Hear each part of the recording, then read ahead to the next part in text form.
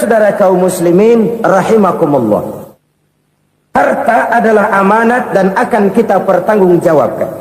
Allah melebihkan rizki sebagian kita dari yang lain agar kita saling tolong menolong, bantu membantu.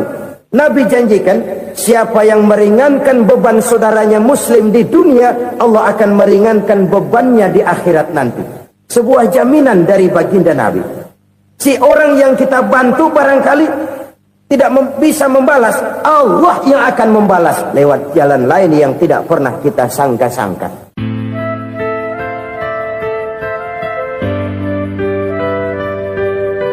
Selalu berusaha menyimpan sesuatu yang bisa membawa manfaat, baik untuk dirinya, untuk anak cucunya, maupun untuk keluarganya, untuk masa kini dan masa depannya. Kadang simpanan itu berbentuk uang, kadang berupa tanah, lain saat berbentuk pabrik, dan lain sebagainya. Sementara masa depan yang paling pasti adalah akhirat.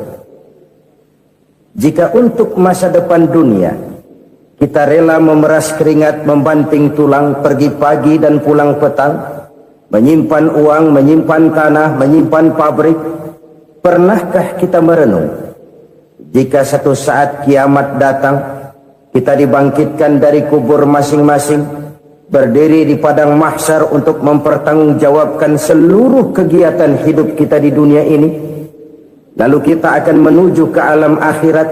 Sudahkah kita mempunyai simpanan untuk akhirat kita?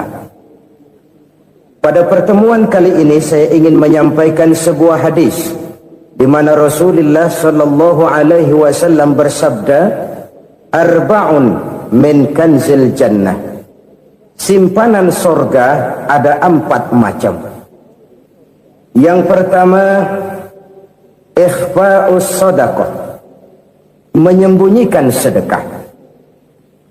Saudara-saudara kaum muslimin, sebagaimana yang kita maklum bahwa Allah Subhanahu wa taala melebihkan sebagian rezeki dari kita terhadap yang lain. Ada yang kaya, ada yang setengah kaya, ada yang miskin, ada yang setengah miskin, dan selanjutnya. Ada yang gajinya kecil tapi penghasilannya gede. Ada yang penghasilannya gede tapi nggak punya gaji. Ada juga yang memang gajinya gede dan penghasilannya gede. Kelebihan rezeki merupakan sunnatullah dan tidak harus membuat kita merasa lebih dari yang lain. Bahkan sebaliknya, kelebihan itu harus membuat kita ringan tangan untuk menolong mereka yang memang memerlukan pertolongan. Kalau saudara diberikan ilmu, maka pertanyaan akhirat cuma satu: ilmumu kau amalkan untuk apa?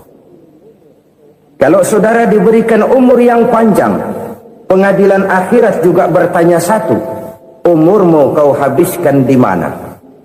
Tapi kalau saudara diberikan harta, pengadilan akhirat akan bertanya dua: hartamu kau dapat dari mana? Kau belanjakan kemana? Dari mananya ditanya, dan kemananya juga ditanya. Oleh karena kita akan dimintakan pertanggungan jawab, maka amanah yang bernama harta ini harus kita gunakan dengan sebaik-baiknya. Ada penggunaan yang merupakan kewajiban, itu zakat namanya. Ada penggunaan yang sewaktu-waktu, itu infak namanya. Ada yang lebih sewaktu-waktu lagi, dan itu sedekah namanya. Zakat dia terikat oleh haul dan nisab, oleh putaran batas waktu dan ukuran dari harta itu sendiri. Sedangkan infak terikat oleh situasi dan kondisi perekonomian seseorang. Sedangkan sedekah tidak terikat dengan apapun. Dalam kondisi seperti apapun kita bisa melakukan sedekah dengan yang terkecil sekalipun. Sampai-sampai Rasulullah sallallahu alaihi wasallam mengajarkan, la tahqiranna minal ma'rufi syai'an walau an talqa akhaka biwajhin talik. Atau ada hadis, tabassumuka fi wajhi akhika laka sedekah. Senyumanmu kepada temanmu adalah sedekah. Jadi untuk melakukan sedekah tidak harus dalam berbentuk uang. Dengan ilmu kita bisa sedekah, dengan tenaga kita bisa bersedekah, dengan pikiran kita bisa bersedekah, bahkan senyum kepada teman itu pun sedekah. Jadi kalau sedekah dengan uang memang belum punya uang, nyengir aja banyakin. Itu asal pada tempatnya, jangan lalu ketemu tiang listrik cengengesan. Tentu tidak pada tempatnya dan tidak wajar. Nah, sedekah yang paling dicintai Allah adalah sedekah yang disembunyikan. Artinya jauh dari sifat riya. Kan kadang-kadang ada orang sedekah itu disebutkan namanya. Apa tidak bagus? Kalau memang niatnya ikhlas, ya bagus-bagus saja. Untuk memberikan sugesti kepada yang lain. Si Fulan bin Fulan nyumbang sekian, diumumkan. Boleh kalau niatnya untuk memberikan rangsangan kepada yang lain supaya dia menyumbang lebih besar dari orang tadi. Tapi kalau itu mendatangkan riya, maka sedekah yang paling dicintai Allah adalah sedekah yang disembunyikan. Tangan kiri saja tidak tahu apa yang diberikan oleh tangan kanan. Sedekah yang dilakukan dengan ikhlas akan merupakan perbendaharaan surga, tersembunyi dari pandangan orang lain, tidak seorang pun tahu. Karena memang sikap yang baik adalah melupakan kebaikan dan mengingat kesalahan. Itu salah satu ciri orang bahagia. Orang yang selalu mengingat kesalahannya dan berusaha melupakan segala kebaikannya. Kalau dia akan berada kebaikan, dia tidak bisa ikut, dia merasa rugi karena dia merasa belum pernah berbuat baik. Tapi kalau akan melakukan kesalahan baru, dia ingat kesalahan yang sudah-sudah, sehingga terhalang baginya untuk melakukan satu kesalahan baru. Demikianlah saudara-saudara, bahwa Allah melebihkan rizki sebagian kita dari yang lain, agar terjadi tolong-menolong dalam kehidupan ini. Jadi kesenjangan yang nature, kesenjangan yang alami, itu sunnatullah. Ada yang kaya, ada yang miskin, ada yang kelas menengah. Nah, kenapa lalu sekarang kita berusaha mengentaskan kemiskinan? Oleh karena adanya kesenjangan struktural. Kalau yang kaya bisa semakin kaya, kenapa yang miskin tidak bisa naik jadi ikut sedikit kaya? Sebab pada dasarnya Islam adalah agama yang sejak turunnya sudah berupaya memerangi kemiskinan.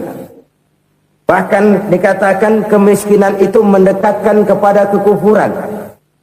Orang kalau miskin udah dekat banget sama kafir. Gampang menjadi kafir. Berapa banyak saudara-saudara kita yang oleh karena soal perut, oleh karena soal materi, terpaksa meninggalkan dan menanggalkan akidahnya. Menjual petunjuk yang diberikan Allah dengan kesenangan dunia yang cuma sebentar ini. Na'udzubillah, summa na'udzubillah. Jadi makin kita sembunyikan satu sedekah, semakin banyak perbendaharaan kita di surga. Sedekah yang paling dicintai Allah adalah sedekah yang disembunyikan. Malahan ada seorang sufi, dia punya kebiasaan kalau pergi sholat Jumat dia bawa uang, itu uang dia taruh di bawah tikar masjid. Dia niat sedekah kepada siapa saja yang nemuin itu duit. Maksudnya apa? Supaya yang nemuin nggak tahu siapa yang punya duit. Demikian dia saking ingin menyembunyikan sedekahnya. Karena sifat riya itu bisa memakan amal kita sendiri. Riya itu termasuk menyebut-nyebut kebaikan kita. Orang yang suka nepuk dada, sedikit-sedikit ngitungnya kalau nggak gua. Tuh kalau nggak gua tuh. Tuh yang belah situ, kalau nggak gua, kalau nggak gua. Iya, kalau nggak lu kenapa emang? Orang yang suka menepuk jasa, tuh biasanya memang begitu, saudara-saudara. Kalau perang lagi berkecamuk, orang nggak sempat ngaku jadi pahlawan. Tapi begitu perang selesai, yang kagak kenal bedil ngaku pahlawan, mas. Itu sesuatu yang biasa. Oleh karenanya, orang-orang yang ikhlas dalam bersedekah, disembunyikannya sedekah itu, Allah cinta betul. Malahan ada hadis memberikan jaminan, inna sedaqatal mar'il muslimi tazidu fil umri wa tadfa'u mitatas su'i. Sesungguhnya sedekahnya seorang mukmin tazidu fil umri, bisa menambah umur panjang, wa tadfa'u mitata su'i, dan menyelamatkan manusia dari mati secara su'ul khatimah. Jadi siapa yang kepengen panjang umur, banyaklah sedekah. Yang bosan hidup, pelit terus. Sedekah menambah panjang umur dan menyelamatkan manusia dari mati secara su'ul khatimah. Pak, katanya umur itu nggak bisa ditambah, nggak bisa dikurangin. Kapan? Kalau ajal sudah datang. Fa idza jaa ajaluhum la yastakhiruna sa'atan wa la yastaqdimun. Kalau ajal datang tidak bisa dimajukan, tidak bisa dimundurkan. Itu kalau ajal sudah datang. Tidak bisa lagi umur ditambah dikurangi, sudah datang. Tapi kalau belum datang, itu kan haknya Allah. Mau ditambah, mau dikurangi, hak prerogatif Allah. Sebagai pencipta manusia, Allah maha kuasa dan maha mampu. Sedekah ini menambah panjang umur dan menyelamatkan manusia dari mati secara su'ul khatimah. Itu orang mati kan sama ya, kondisinya mati, nggak nafas. Tapi hakikat mati kan lain-lain. Ada yang mati itu husnul khatimah, baik akhirnya. Misalnya lagi ngaji mati, lagi sholat mati, lagi sedekah mati. Ini yang dinamakan dengan husnul khatimah, baik di akhirnya. Sebaliknya ada yang su'ul khatimah, jelek di akhirnya. Ini yang jadi catatan akhir. Lagi nyekek botol, mampus. Lagi banting kartu, modar. Su'ul khatimah, jelek pada akhirnya. Sedekah menyelamatkan manusia dari mati secara su'ul khatimah. Dan kita semua kepengen mendapat husnul khatimah, jauh dari su'ul khatimah. Oleh sebab itu yang bisa menyelamatkan kita dari penyakit itu antara lain adalah sedekah yang disembunyikan, yang dikerjakan dengan ikhlas karena Allah, tidak karena kepengen dipuji orang, tidak karena ingin dikatakan orang pemurah. Sebab orang dermawan itu orang yang memberi tanpa harus diminta. Kalau masih harus diminta, ya belum dermawan namanya, masih harus diminta. Kalau nggak diminta ya tulus, lolos, polos. Saudara-saudara kaum muslimin rahimakumullah, harta adalah amanat dan akan kita pertanggungjawabkan. Allah melebihkan rizki sebagian kita dari yang lain agar kita saling tolong menolong, bantu membantu. Nabi janjikan, siapa yang meringankan beban saudaranya muslim di dunia, Allah akan meringankan bebannya di akhirat nanti. Sebuah jaminan dari baginda Nabi. Si orang yang kita bantu barangkali tidak bisa membalas, Allah yang akan membalas lewat jalan lain yang tidak pernah kita sangka-sangka. Ada orang tanya, Pak, ini ada orang nyumbang masjid sambil marah-marah, bagaimana? Saya bilang sumbangannya aja ambil, marahnya jangan. Marahnya jangan diambil, itu urusan dia. Saudara-saudara kaum muslimin rahimakumullah, umat Islam ini kan umat yang punya potensi besar. Kadang kita merenung, kenapa kadang-kadang pembangunan masjid kok lambat sekali? Kalau hotel hari ini peletakan pertama, bulan depan peresmian. Supermarket hari ini peletakan batu pertama, minggu depan peresmian. Tapi kalau sudah yang namanya masjid, kadang-kadang peletakan batu pertama sekaligus jadi batu terakhir.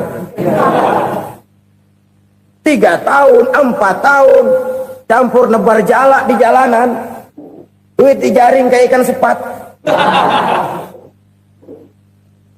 Apa tidak ada orang Islam yang kaya? Banyak. Apa tidak ada pengusaha muslim yang jadi konglomerat? Ada. Lalu yang belum banyak itu yang komit terhadap nilai-nilai agamanya. Akhirnya kita jatuh jadi umat yang lemah. Belum ada pengusaha konglomerat muslim buka pabrik supermi cap bedug misalnya umpamanya atau pabrik kecap cap sorban supaya identitas keislamannya sedikit kelihatan. Kita jatuh jadi umat yang lemah karena potensi tidak terinventarisir dengan baik. Kita ini ibarat kompor yang cuma matengin nasi orang lain. potensi kita dimanfaatkan oleh orang lain. Ukhuwah Islamiyah kita baru terbatas kepada silaturahmi. Ukhuwah di bidang ekonomi kita lemah, ukhuwah di bidang kebudayaan kita lemah, apalagi ukhuwah di bidang politik kita lebih rapuh lagi. Padahal ukhuwah itu adalah totalitas kehidupan manusia, menyangkut ipolek sosbud, memerlukan nilai-nilai ukhuwah. Jadi oleh karena itu mari kita menyadari di dalam harta kita, walaupun kita yang cari pergi pagi pulang sore peras keringat banting tulang, di sana ada harta anak yatim, di sana ada hak masjid, di sana ada hak pesantren, di sana ada hak jihad. Berbahagialah seseorang apabila dia oleh Allah dijadikan keran. Keran itu menyimpan air, tapi tidak untuk dirinya, tapi disalurkannya kepada mereka yang memang memerlukannya. Saudara-saudara kaum muslimin rahimakumullah, ini yang pertama. Jadi perbendaharaan surga adalah menyembunyikan sedekah. Orang lain nggak tahu, kita pun nggak pernah ngitung-ngitung. Kita anggap lewat begitu saja, padahal itu deposit akhirat. Satu. Yang kedua, perbendaharaan surga itu apa? Wa kitmanul musibah, menyembunyikan kesulitan. Kadang orang takut menghadapi kesulitan, tapi makin kita merenung, hidup ini kan sebenarnya urusan. Takut sama urusan ya jangan hidup. Tandanya orang hidup itu kalau punya urusan. Urusan melupakan problem, problem sering menimbulkan kesulitan. Kesulitan bukan untuk ditakuti, tapi untuk diatasi dan dicarikan jalan keluarnya. Siapa sih orangnya yang nggak pernah sulit-sulit? Makin tinggi status sosialnya, makin gede urusannya. Makin tinggi kualitas imannya, makin berat tingkat kesulitannya. Cuma memang yang namanya enak itu seperti pelangi. Biang lala itu nggak pernah di atas kepala kita, di atas kepala orang melulu. Lo sih enak lo, kata kita. Dia juga bilang, yang enak kan lo. Pelangi itu nggak pernah di atas kepala kita. Kata tukang beca, aduh enak ya naik Mercy. Kata tukang beca, apa yang di dalam mobil Mercy? Aduh enak bener tukang beca, di jok ngeringkuk ngorok pulas bener. Saya kamar pakai AC sejuk, tempat tidur sutra empuk, alga spring bed, kulak kulik nggak bisa pulas kalau belum minum Valium, belum tidur. Enak bener tukang beca, di jok ngorok nggak tahu wetan kulon. Si tukang beca bilang yang di Mercy enak, yang di Mercy bilang tukang beca enak. Inilah enak, nggak pernah di atas kepala kita, di atas kepala orang lain melulu enak itu. Nah saudara-saudara, yang merupakan perbendaharaan surga itu orang yang bisa menyembunyikan kesulitan, baik pribadi ataupun rumah tangga. Nih terutama rumah tangga yang jadi soalnya. Kadang-kadang kita ini kalau senang, sebaliknya kalau senang kita diam, kalem aja, cuek. Banyak banget duit kita bawaan, diam aja udah. Malah ketemu orang takut. Tapi begitu susah, sekampung tahu. Padahal Nabi mengajarkan perbendaharaan surga itu menyembunyikan musibah, menyembunyikan kesulitan. Kalau enak, cerita sama orang-orang. Kalau nggak enak, rasain sendiri, tekan sendiri, atasin sendiri. Kita kan sebaliknya, tenang kita diam, asal lagi susah, paling tidak kita nyari teman buat cerita kesusahan. Siapa orangnya yang nggak pernah susah? Cuma soalnya bagaimana kita mengatasi kesusahan itu sendiri. Begitu juga misalnya kalau orang sudah berumah tangga, itu orang tuanya harus menjadi tempat dia cerita yang enak-enak saja. Yang nggak enak rasain berdua, selesaikan berdua, atasin berdua. Jangan dibalik. Asal senang diam, giliran susah aja. Maknya laporan. Terbalik. Bisa menjaga security informasi. Maka nama bayam keluar diam, malah seluitan. Enak amat lo makan daging ayam. Security informasi. Saudara-saudara kaum muslimin rahimakumullah, ujian yang terberat itu yang pernah diberikan kepada para nabi, para rasul, para aulia, para ulama, makin tinggi keimanan, makin berat bentuk kesulitan. Ayo saya kemukakan satu contoh saja. Ada seorang nabi yang kaya, nabi kaya, namanya Nabi Ayub. Iblis kalau orang begini kan keki, ibadahnya rajin, kaya. Nih yang kayak begini susah digodain. Kalau ibadahnya rajin, miskin, kali bisa disogok. Sini imannya mantap, ibadahnya rajin, kaya, nabi lagi. Oh, tapi namanya iblis, nggak kurang akal. Laporan, Tuhan, kenapa Les? Ya ini bahasa saya, bahasa Qurannya sih nggak gitu. Itu hambamu yang namanya Ayub, dia rajin ibadah cuma karena dikasih kaya aja. Coba kasih miskin dia, berhenti dia sembahyang. Ah, kamu bisa aja. Saya tahu Ayub itu hambaku yang ikhlas. Saya buktiin Tuhan, silahkan. Dibuktiin lah, iblis turun ke alamin. Yang mula-mula dia lakukan, dia rusak sawah ladang Nabi Ayub. Dia binasakan binatang ternak Nabi Ayub.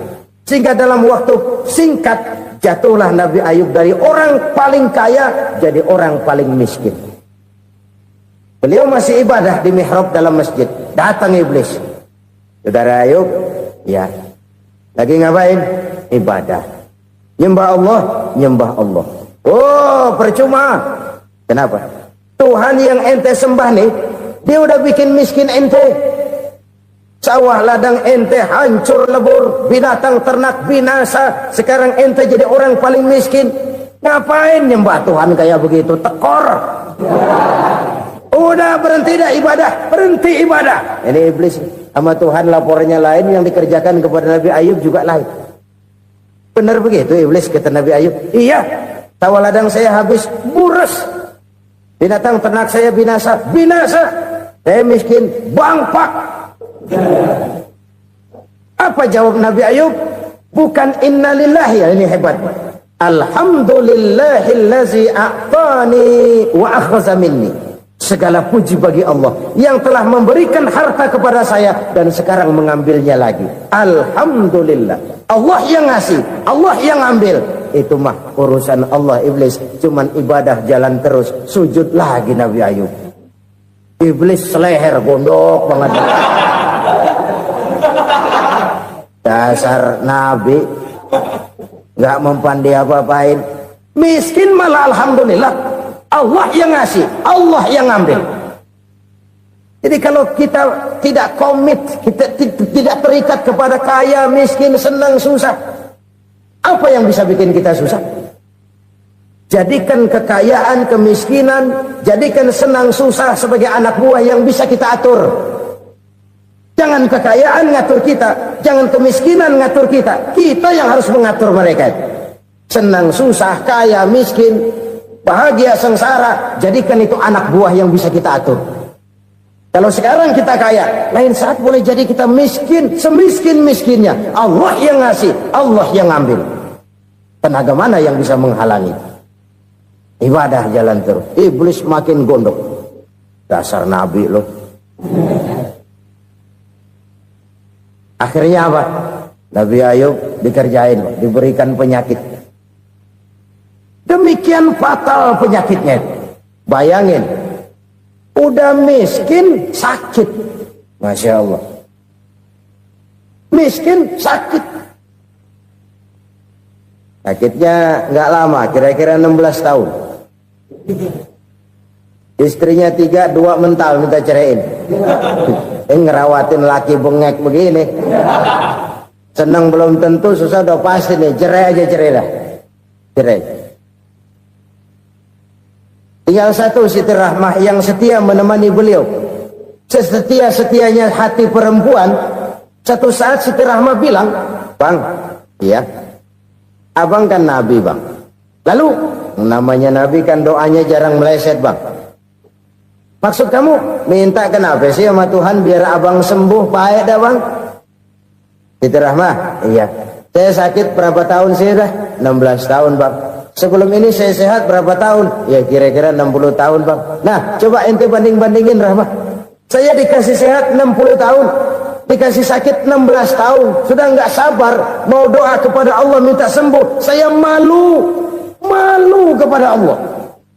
Diuji dengan yang luar biasa seperti ini, tidak mengganggu stabilitas kehambaannya. Dia tetap menghamba kepada Allah Subhanahu wa ta'ala.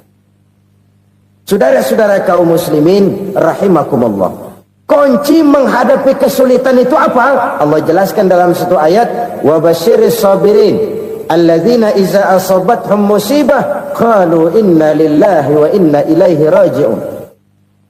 Gembirakan orang-orang yang sabar. Siapa mereka itu? Yang apabila mendapat musibah mereka kembali kepada keyakinan dasar, segalanya dari Allah dan segalanya akan kembali kepada Allah. Ini konsepsi dasar dari sikap muslim dalam menghadapi berbagai kesulitan. Segalanya dari Allah, segalanya akan kembali kepada Allah. Kalau ini sudah kondisi dasarnya, maka kita akan lapang menghadapi kenyataan bagaimanapun pahitnya. Apakah itu namanya miskin, apakah itu namanya sakit, bahkan maut sekalipun.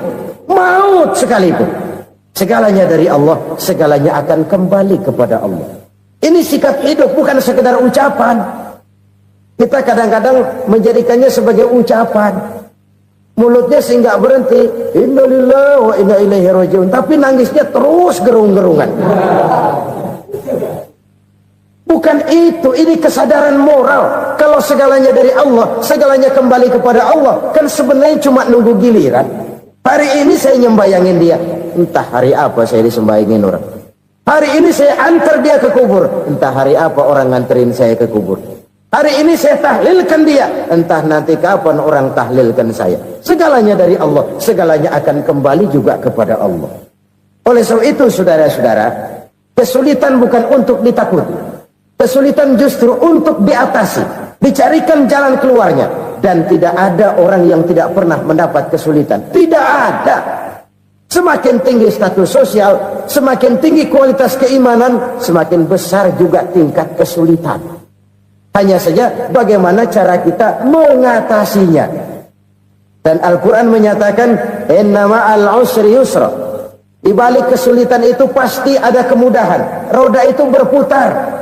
Karena itu Rasulullah sallallahu alaihi wasallam mengingatkan kepada kita, ta'arraf ilallahi firraha ya'rifka fisyiddah.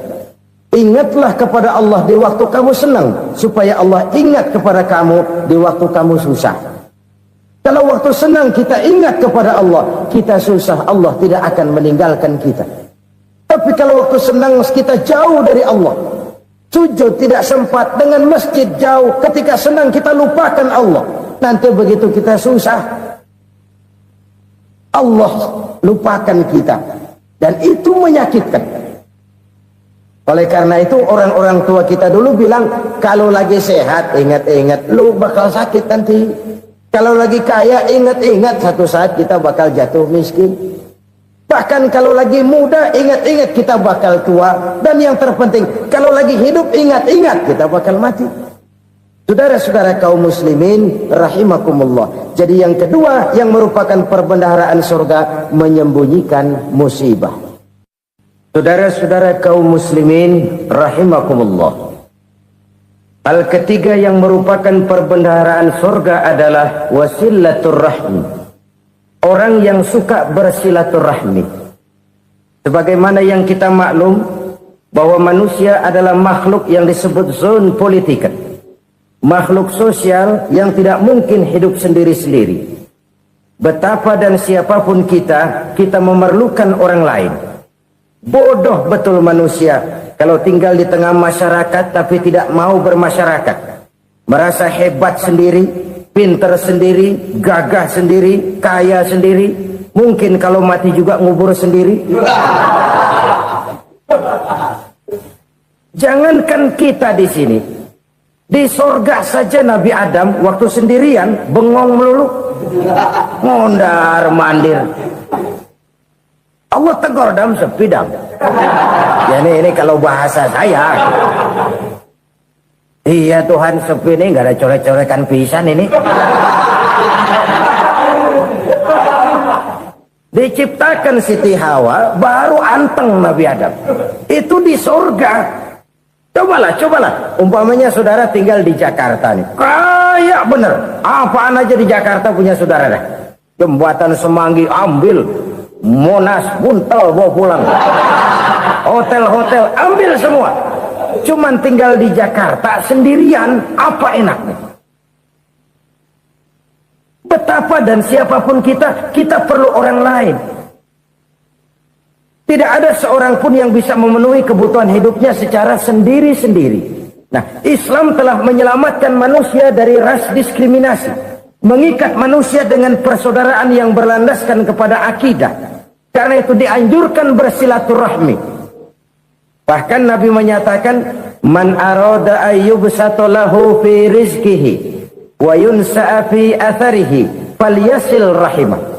Siapa yang kepengen diluaskan rezekinya dan dipanjangkan usianya, banyaklah ia bersilaturahmi. Siapa yang kepengen dimudahkan rezekinya, hendaknya ia banyak bersilaturahmi. Kalau banyak teman, kesulitan kan paling tidak ada tempat cerita. Udah susah, sendirian kita pikirin diri, nggak ada tempat tukar pikiran. Cepet banget sama bengek. Dilawan sendiri. Nah, secara makro kita bisa berkata, tidak mungkin ada kemenangan kalau tidak ada kekuatan.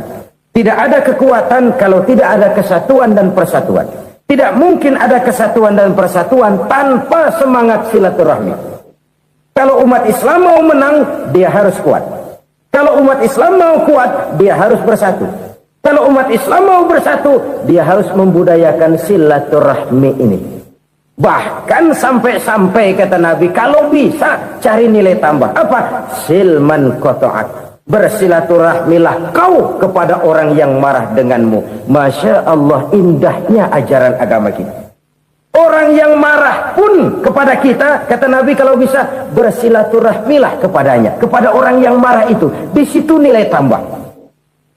Cuman jujur nih hadis, ngucapinnya gampang, ngamalinnya yang berat banget. Orang marah sama kita, kita disuruh silaturahmi. Ada apa malu? Lu marah, ada gua marahan lagi. Tunggu pikirin. Saudara-saudara kaum muslimin rahimakumullah. Tapi ini yang diajarkan, bahkan ini yang dicontohkan oleh baginda Rasul. Bagaimana begitu mudah, misalnya satu saat Abu Jahal ini ngatur strategi bagaimana bikin Muhammad celaka. Dia gali lubang di depan tempat tidurnya. Dia tutupin daun korma. Terus dia panggil seseorang, ke sini. Kasih tahu Muhammad, pamannya sakit keras, minta ditengokin. Berangkat orang ini ke sana. Muhammad, labbaik. Pamanmu sakit keras, dia minta ditengokin. Baik, saya akan datang menjenguk beliau. Berangkatlah Nabi ke rumah Abu Jahal tanpa prasangka apapun. Abu Jahal udah pasang stil, selimut 3 rangkap setengah dia pakai, persis kayak orang meriang. Tapi sembari ngintip dari balik selimut, begitu Muhammad buka pintu, nah masuk perangkap nih. Muhammad jalan menuju tempat pembaringan. Makin lama makin dekat, makin lama makin dekat, makin dekat ke lubang yang dipasang oleh Abu Jahal itu. Dalam hati Abu Jahal, terus dah jatuh, mampus dah lo ini. Mampus lo hari ini nih. Apa yang terjadi? Malaikat Jibril datang. Muhammad, pamanmu cuma pura-pura sakit. Di depan tempat tidurnya ada lubang perangkap supaya kamu jatuh ke situ. Sudah, kamu pulang. Balik kanan Nabi. Sudah hampir jatuh ke lubang, balik kanan, pulang. Bayangin kecewanya Abu Jahal. Muhammad dikit lagi, Muhammad dikit lagi. Enggak, paman, saya pulang aja. Emosi bangun dari tempat tidur, enggak sadar kalau lagi pura-pura sakit. Lompat ngejar Nabi, dia lupa dengan lubang yang dia gali. Usrak, nyemplung sendiri ke dalam lubang.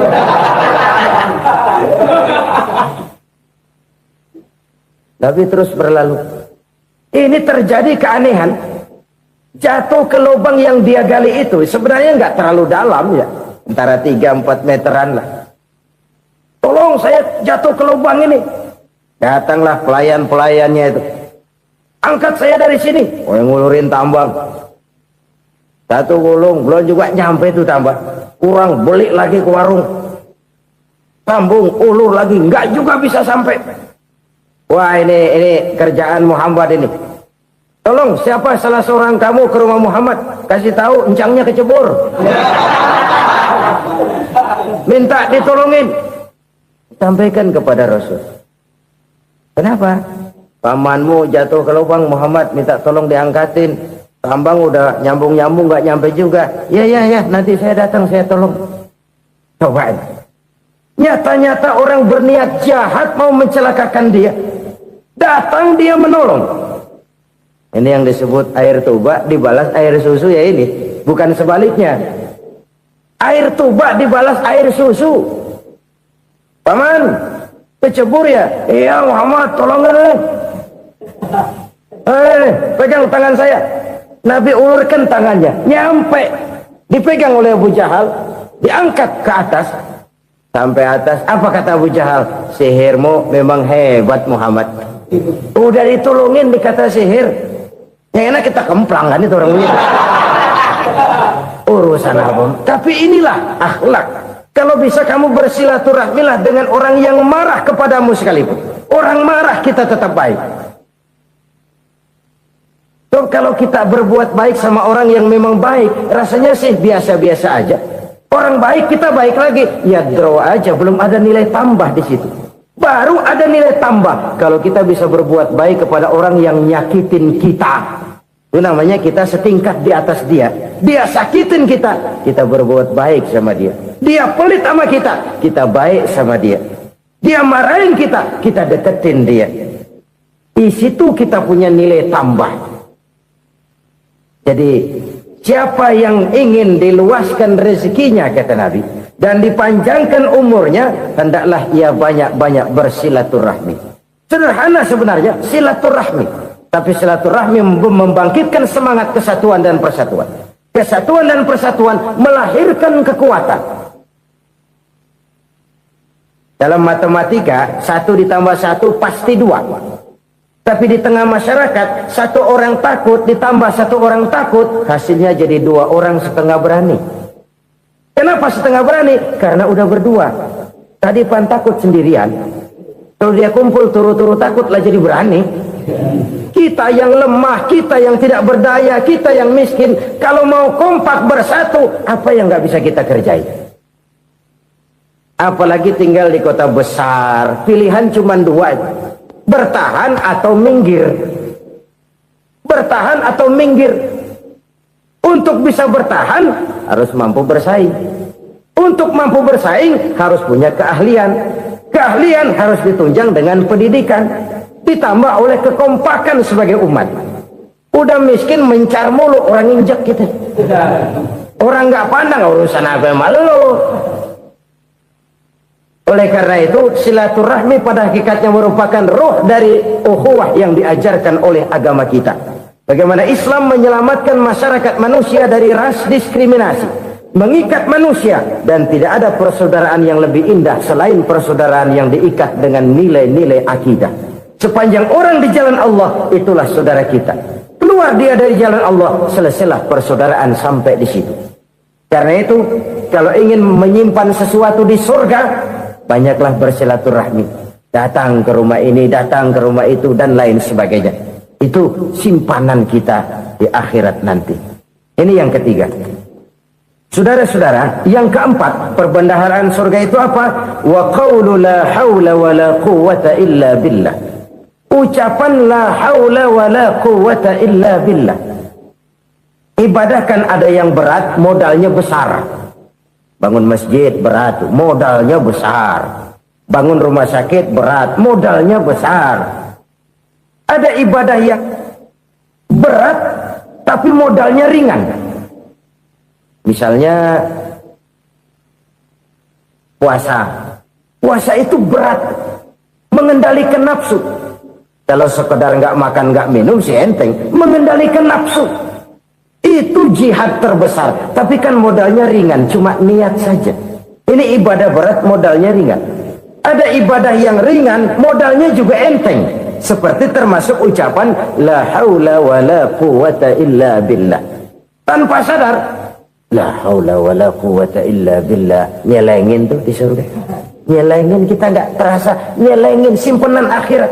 La haula wala quwata illa billah. Nyimpan lagi. Kaget. La haula wala quwata illa billah. Nyimpan lagi. Banyak simpenan. Walaupun sebenarnya yang dimaksud di sini adalah kesadaran batin. Bahwa tidak ada daya dan kekuatan kecuali Allah. Itu intinya. Kita memulai pekerjaan disunahkan baca bismillah, kan begitu? Apa itu? Kesadaran moral bahwa ini saya bisa kerjakan. Saya kerjakan ini dengan menyebut nama Allah. Kenapa? Kalau Allah tidak memberikan daya dan kekuatan, mana mampu saya kerjakan ini. Maka saya kerjakan ini dengan menyebut nama Allah. Bismillah. Kesadaran moral. Manusia hanya wajib berusaha, tapi nggak pernah wajib berhasil. Banyak hal-hal yang kalau kita renungkan secara rasio nggak mungkin, tapi jadi kenyataan. La haula wala quwata illa billah. Tidak ada daya dan kekuatan kecuali bagi Allah semata-mata. Kesadaran moral akan kelemahan dan keterbatasan makhluk bernama manusia. Kadang kita kagum dengan otak, tapi kita sering lupa sama yang bikin otak. Padahal bagaimanapun hebatnya otak, yang bikin otak pasti lebih hebat dari otak. Nggak percaya, silahkan otak-otakan. Inilah kecenderungan. Kita kagum dengan pesawat-pesawat mutakhir, bukan main besi gede banget terbang itu. Alangkah hebatnya. Lalu apa yang bikin otak tidak lebih hebat dari itu semua? Kita puji laut, apa yang bikin laut tidak lebih hebat dari laut itu? La haula wala quwata illa billah. Tidak ada daya dan kekuatan kecuali Allah. Apa yang bisa kita lakukan kalau tidak karena daya dan kemampuan yang diberikan oleh Allah kepada kita? Lahirlah sikap tawadu, rendah hati, tidak melonjak menjadi angkuh dan sombong, sadar akan kelemahan dan keterbatasan diri. Sebagai makhluk yang diciptakan oleh Allah Subhanahu wa ta'ala. Jadi satu sisi ini ucapan yang berpahala, la haula, jadi wiridan. Pada sisi lain ini kesadaran moral, sikap mental, kesadaran batin bahwa yang punya daya dan kekuatan itu cuma Allah. Kita nggak pantas untuk sombong, sebab sombong itu pakaiannya Allah. Kita nggak sedang pakai pakaian Allah, kegedean. Dan makin kita renungi, makin terbentur. Apa sih yang bisa kita sombongin?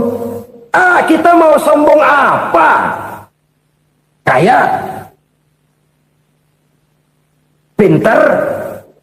Itu kan semua relatif. Di atas langit masih ada langit lagi.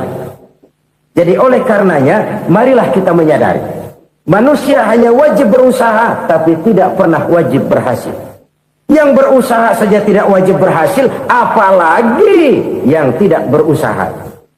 Islam bukan agama orang pemalas yang selesai sholat lalu enggelohom, enggelenggem ayem-ayem. Tapi Islam bukan agama orang sombong yang setelah berusaha lalu tidak memerlukan Allah. Kita bisa saja bikin proyeksi, tahun sekian kita bakal panen besar menurut perhitungan otak. Tapi ada kejadian lain. Apa? Tikus ngambek. Habis itu dimakanin tikus, panen gagal. Proyeksi rasional gagal oleh tikus-tikus yang ngambek itu. Bisa saja terjadi. Tahun depan kita panen besar, urung. Kenapa? Musim panas panjang. Dan sekarang ini koran-koran bikin berita musim mengalami penyelewengan. Bukan cuma manusia yang nyeleweng sekarang. Musim pakai nyeleweng. Mestinya kan musim hujan udah selesai, masih hujan-hujan juga. Musim. Nah sekarang kita boleh bikin proyeksi, kita bakal panen besar. Tahu-tahu musim panas panjang, sawah retak, air kering. Cari teknokrat yang paling botak, suruh pendekin tuh musim panas. La haula wa la quwata illa billah. Inilah kesadaran moral. Saudara, saya teringat satu saat ada seorang konglomerat. Umurnya ya kira-kira 70-an. Satu saat dia ditanya oleh wartawan, "Pak, umur Bapak berapa sih?" "Ya paling 10 tahun. 10 tahun. 10 tahun. Anak bapak berapa orang? Satu saja. Satu. Harta bapak berapa? Ya paling-paling bangsa 7 juta kali. 7 juta? Iya. Pak, kenapa bapak bohongi saya? Bapak punya buku biografi. Koran-koran, majalah-majalah banyak memuat cerita riwayat hidup bapak. Saya tahu umur bapak 70. Kenapa bilang cuma 7 tahun? Saya tahu anak bapak 8. Kenapa cuma bilang 1? Saya tahu harta bapak miliaran, mungkin triliunan. Pabrik di mana-mana, bank di mana-mana. Kenapa bilang uang bapak cuma 7 juta? Nah, kata si konglomerat tadi, kamu benar nak, kamu benar. Umur saya kalau jumlahnya memang 70 nak. Cuman ingat-ingat saya, baru 7 tahun terakhir ini saya sujud. Baru 7 tahun terakhir ini saya berusaha dekat dengan Allah. Saya laksanakan perintahnya, saya jauhi larangannya. 7 tahun inilah rasanya yang ada nilainya di hadapan Allah. Yang 63 tahun matong, kelabu, kelem umur gue. Habis untuk maksiat, untuk munkarat. Maka ketika ditanya tadi, umur saya 7 tahun itu. Oh begitu Pak. Oh iya. Lalu anak Pak. Anak bapak kan 8. Kenapa bilang cuma 1? Nah, kalau jumlah hitungannya memang anak saya 8. Tapi dari 8 orang ini rasanya cuma 1 nih. Yang bakal jadi buah hati, belahan jantung. Pelanjut cerita, penerus sejarah. Bakal jadi anak soleh yang akan mendoakan saya. Cuma 1 rasanya anak saya ini yang bakal jadi buah hati saya.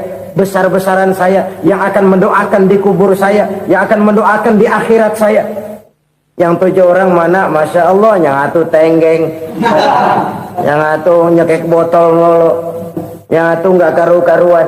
Makanya saya bilang 1 anak saya yang akan bisa mendoakan saya. Oh begitu Pak. Iya. Nah harta Pak, harta bapak kan triliunan. Pabrik bapak di mana-mana. Uang bapak hampir di tiap bank-bank besar. Kenapa bilang cuma 7 juta? Betul kau nak. Harta saya kalau jumlahnya memang miliaran, triliunan mungkin. Tapi yang saya ingat baru 7 juta tuh yang saya belanjakan di jalan Allah. Saya nyumbang masjid, saya santuni yatim piatu, saya bantu pembangunan pesantren, saya bantu pembangunan rumah sakit Islam. Itu yang akan saya bawa pulang ke akhirat, yang 7 juta itu. Yang triliunan itu nanti akan diperebutkan oleh anak-anak saya sebagai waris saya. Jadi harta saya 7 juta itu yang bakal nemenin saya di akhirat. Yang akan saya bawa pulang jadi teman saya. Saudara-saudara kaum muslimin, jangan-jangan orang tua itu adalah kita-kita ini.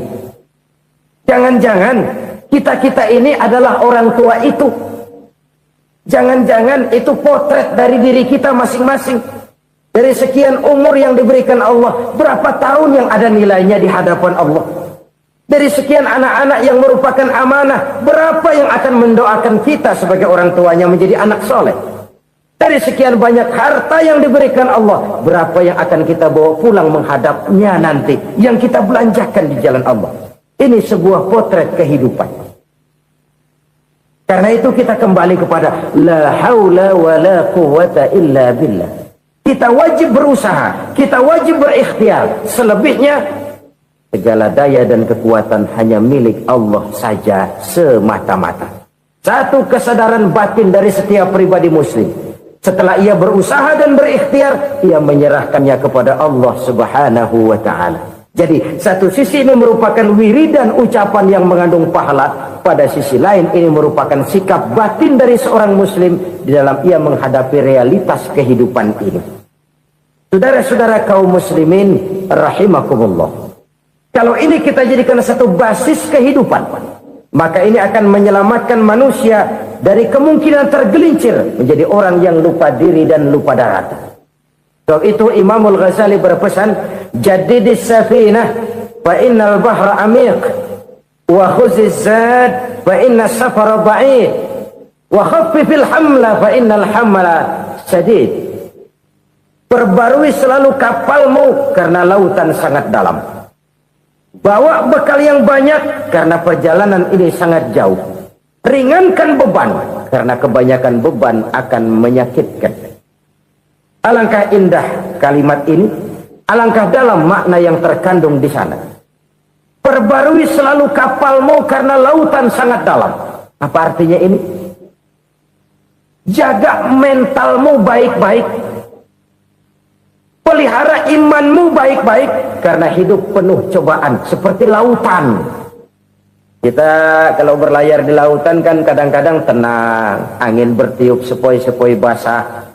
Jika malam datang, bintang gemintang bertabur menghias cakrawala. Rembulan memantulkan sinarnya dengan indah. Dalam keadaan begitu berlayar enak. Tapi lain saat ombak menggunung, halilintar menyambar, angin topan bertiup.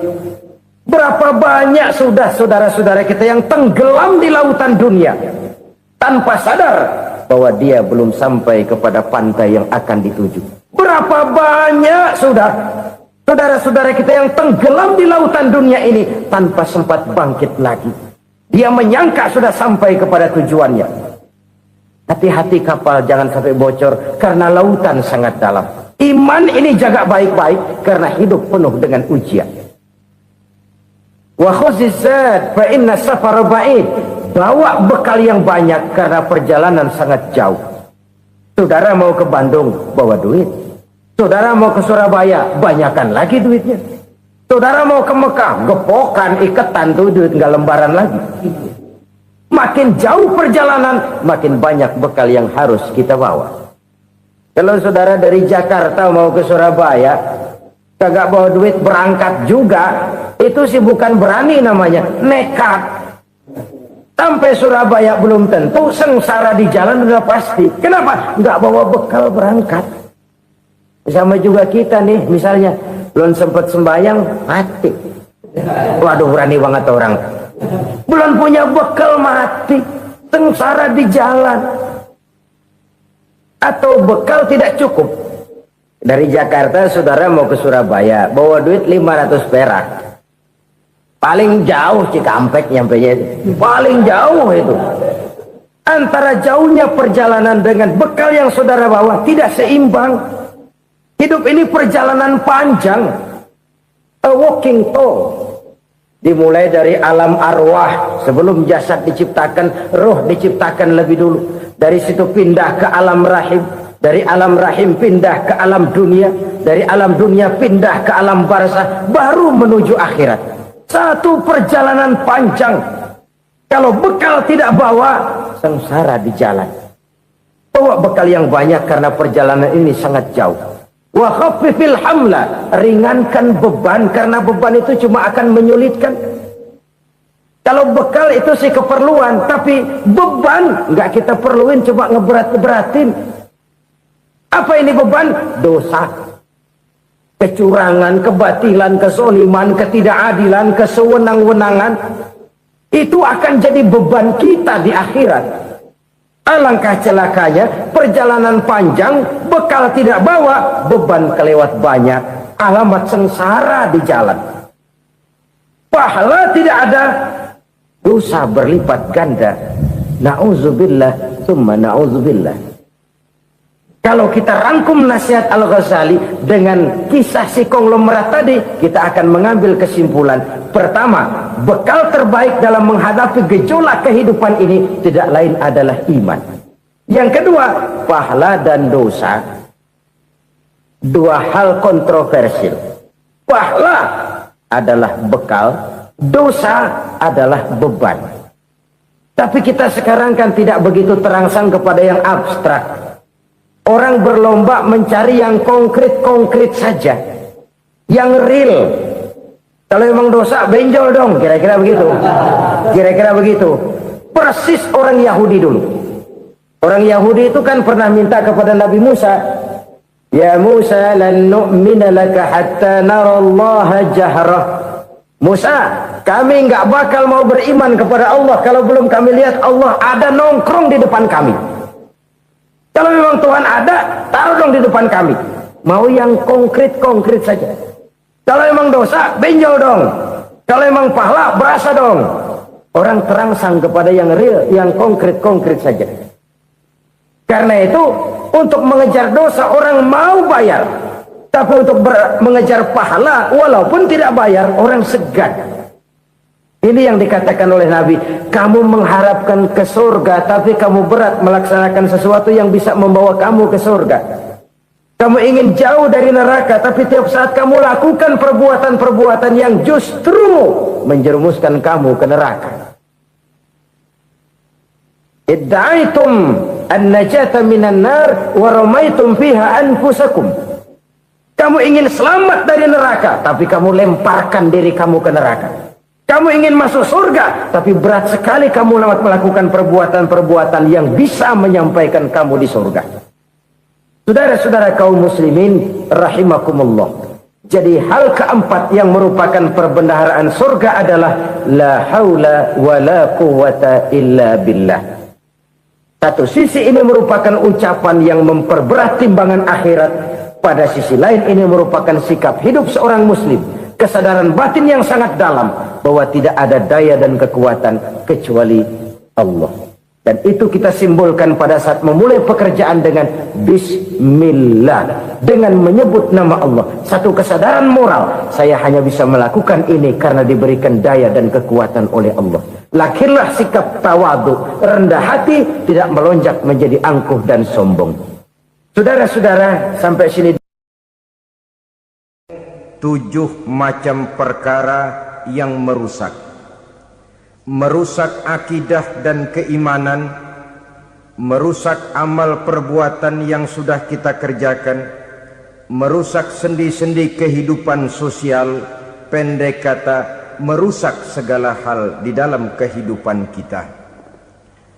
Jauhilah olehmu 7 macam perkara yang merusak. Yang pertama, asyirku billah, menyekutukan Allah subhanahu wa ta'ala. Agama dimulai dari keyakinan, maka kehancuran agama selalu dimulai dari kehancuran keyakinan, iman atau akidah yang dimiliki oleh seseorang. Dan untuk menghancurkan nilai-nilai iman yang kita miliki ini, orang rasanya tidak akan menghantam kita dengan peluru kendali. Orang tidak akan mengirimkan nuklir ke sini. Orang tidak juga akan mengirimkan satuan militernya ke sini. Untuk menghancurkan nilai-nilai iman, dibanjiri kita dengan paham-paham yang merusak dan mendangkalkan akidah. Baik ia bernama materialisme, baik ia bernama sekularisme, baik ia bernama banjirnya maksiat dan munkarat, baik ia bernama banjirnya peradaban dan kebudayaan yang menghancurkan moral daripada anak-anak kita, sedikit demi sedikit melenturkan dan melunturkan nilai-nilai keimanan kita, untuk kemudian pada waktunya nilai iman itu akan bertukar dan berganti menjadi nilai syirik kepada Allah subhanahu wa ta'ala.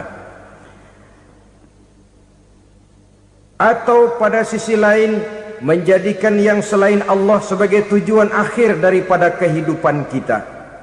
Sedangkan kita sama-sama maklum bahwa di dalam pandangan agama Islam, dosa yang tidak berampun, dosa yang terbesar, termasuk dalam kategori bapak moyangnya dosa, tidak lain adalah syirik, yakni menyekutukan Allah subhanahu wa ta'ala.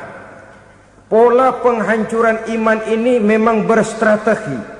Ditawarkan kita kepada paham materialisme, paham kebendaan, di mana otak menempati urutan sebagai ranking pertama, Tuhan jatuh pada urutan kedua.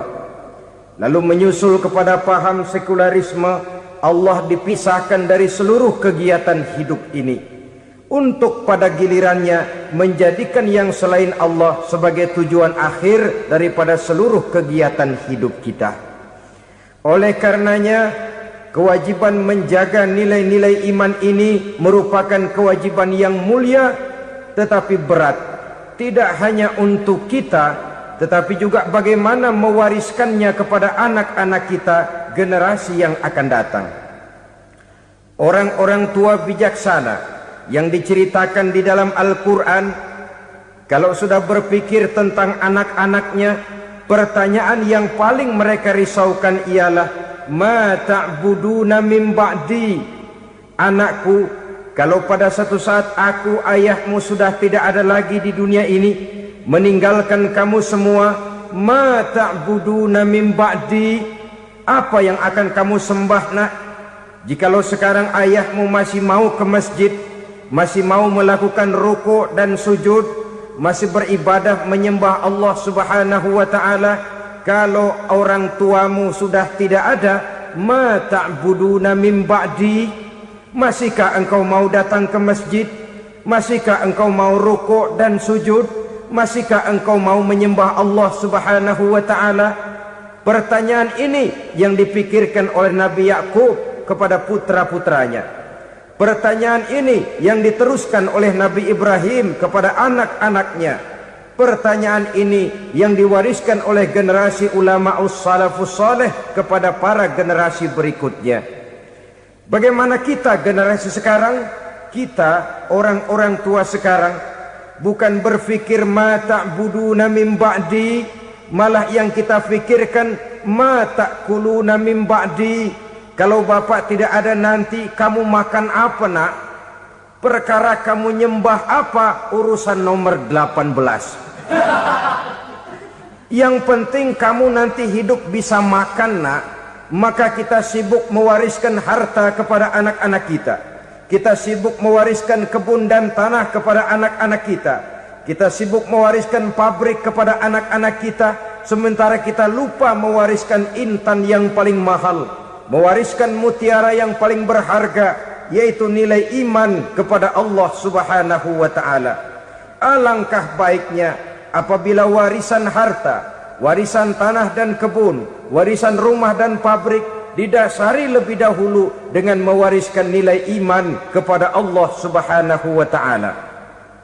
Sebagai orang-orang tua, kita boleh bersedih kalau anak kita tidak mengerti komputer. Kita boleh bersedih kalau anak kita tidak mengerti matematika. Kita boleh bersedih kalau anak kita tidak mengerti bahasa Inggris.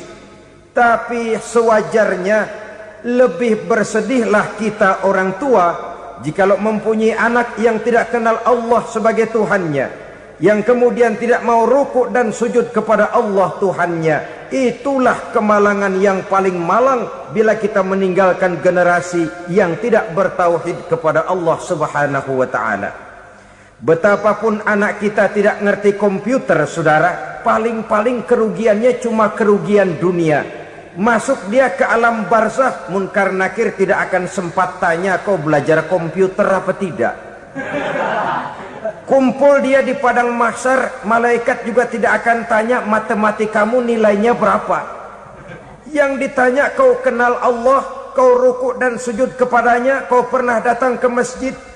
Oleh karena itu sekali lagi, menjaga nilai iman tidak hanya untuk kita, tetapi juga mewariskannya kepada anak-anak kita, generasi yang akan datang.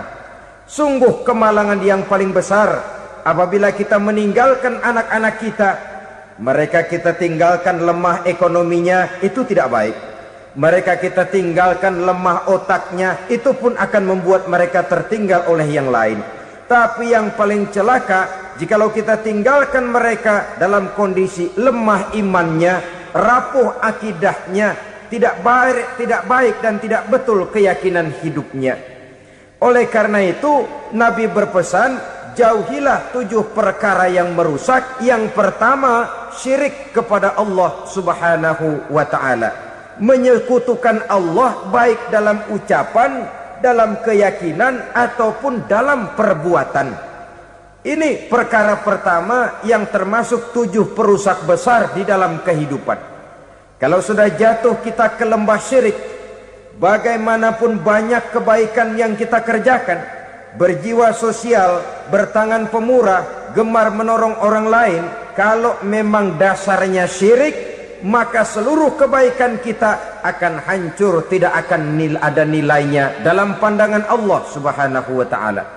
Dalam pandangan manusia, mungkin kita dicatat sebagai orang sosial, gemar menolong orang lain, tidak berpangku tangan melihat orang yang mendapat kesulitan, tapi oleh karena dasarnya syirik, dasarnya tidak mentauhidkan Allah, maka seluruh nilai kebaikan yang kita kerjakan tidak akan ada nilainya dalam pandangan Allah Subhanahu wa ta'ala. Maka jagalah iman kita jangan sampai dihinggapi penyakit syirik yang bagaimana kecilnya sekalipun. Sekali lagi, baik syirik dalam bentuk ucapan, syirik dalam bentuk keyakinan, sampai kepada syirik dalam bentuk perbuatan, kita berhindar kepada sifat-sifat yang sedemikian itu. Karena apa? Dalam satu ayat Quran Allah Subhanahu wa ta'ala menjelaskan, innallaha la yaghfiru ayyushraka bih wa yaghfiru ma duna dzalika liman yasha. Allah tidak akan memberi ampun kepada orang-orang yang menyekutukannya, tapi Allah masih mau memberikan ampun kepada dosa-dosa yang selain itu bagi orang-orang yang dikehendakinya. Dosa selain syirik, apabila kita bertaubat, Allah masih mau mengampuni. Tapi kalau sudah jatuh ke tempat syirik, itu sudah dosa yang tidak berampun. Taubatnya tidak lain melepas syirik, kembali kepada tauhid, berkeyakinan bahwa hanya ada Allah Subhanahu wa ta'ala, Tuhan satu-satunya yang lam yalid walam yulad walam yakul lahu kufuwan ahad. Tidak beranak, tidak pula diperanakkan, dan tidak satupun yang dapat menyerupai Tuhan Allah Subhanahu wa ta'ala. Saudara-saudara kaum muslimin rahimakumullah, bahwa kita di zaman sekarang memang tidak menyembah berhala, ya. Bahwa kita tidak berterang-terangan mengatakan Tuhan lebih dari satu, memang. Bahwa kita tidak berkeyakinan Tuhan itu punya anak atau diperanakkan, tentu. Tapi dalam perbuatan dan i'tiqad, kita kadang-kadang jatuh tanpa kita sadari ke tempat yang bernama syirik ini. Oleh karenanya, di zaman di mana teknologi makin canggih, di mana kemajuan pembangunan makin menjangkau berbagai aspek kehidupan, diperlukan keseimbangan antara kemajuan fisik material dengan kemajuan mental spiritual. Apabila tidak ada keseimbangan, yang terwujud tentulah kepincangan, yang diawali dengan pincangnya cara kita berpikir, sehingga pada akhirnya akan mengarah kepada pincangnya cara kita berbuat dan bertindak di dalam kehidupan kita. Oleh karena itu, Nabi berpesan, jauhilah sifat syirik, karena syirik merupakan dosa yang teramat besar. Ini sifat merusak yang pertama. Yang kedua, kata Nabi, wasihra, jauhilah sihir. Sihir ini juga termasuk perkara yang merusak kehidupan. Kita semua sama-sama maklum bahwa sihir sebenarnya bukan persoalan baru. Sejak sebelum datang Islam, sihir itu sudah ada. Di zaman Yunani kuno, sihir ada. Di zaman Mesir kuno, di zaman Cina kuno, dan yang lain-lain yang serba kuno, sihir itu sudah ada.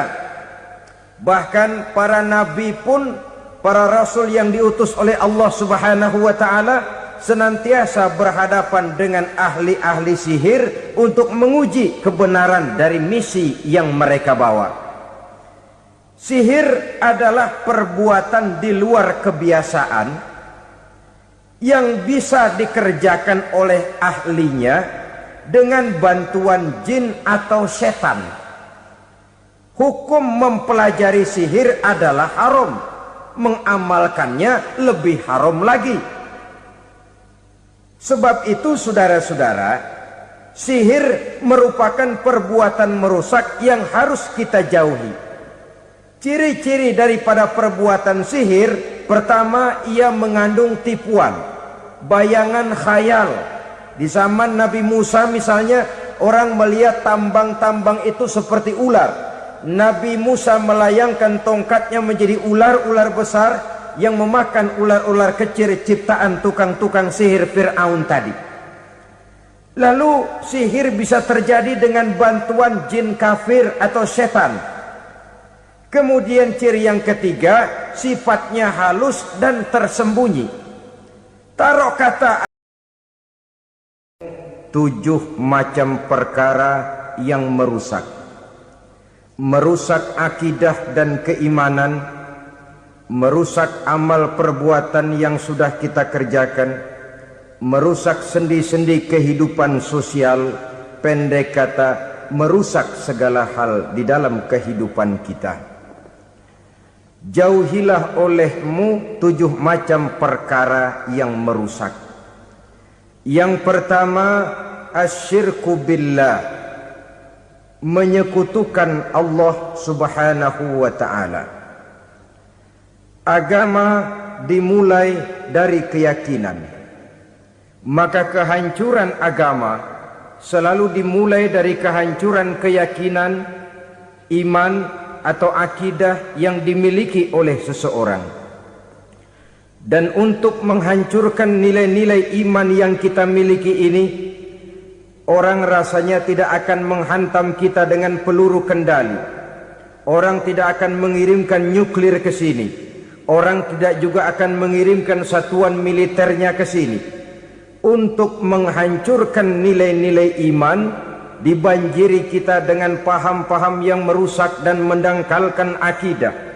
Baik ia bernama materialisme, baik ia bernama sekularisme, baik ia bernama banjirnya maksiat dan munkarat, baik ia bernama banjirnya peradaban dan kebudayaan yang menghancurkan moral daripada anak-anak kita, sedikit demi sedikit melenturkan dan melunturkan nilai-nilai keimanan kita, untuk kemudian pada waktunya nilai iman itu akan bertukar dan berganti menjadi nilai syirik kepada Allah subhanahu wa ta'ala. Atau pada sisi lain, menjadikan yang selain Allah sebagai tujuan akhir daripada kehidupan kita. Sedangkan kita sama-sama maklum bahwa di dalam pandangan agama Islam, dosa yang tidak berampun, dosa yang terbesar, termasuk dalam kategori bapak moyangnya dosa, tidak lain adalah syirik, yakni menyekutukan Allah subhanahu wa ta'ala. Pola penghancuran iman ini memang berstrategi. Ditawarkan kita kepada paham materialisme, paham kebendaan, di mana otak menempati urutan sebagai ranking pertama, Tuhan jatuh pada urutan kedua. Lalu menyusul kepada paham sekularisme, Allah dipisahkan dari seluruh kegiatan hidup ini, untuk pada gilirannya menjadikan yang selain Allah sebagai tujuan akhir daripada seluruh kegiatan hidup kita. Oleh karenanya, kewajiban menjaga nilai-nilai iman ini merupakan kewajiban yang mulia tetapi berat. Tidak hanya untuk kita, tetapi juga bagaimana mewariskannya kepada anak-anak kita, generasi yang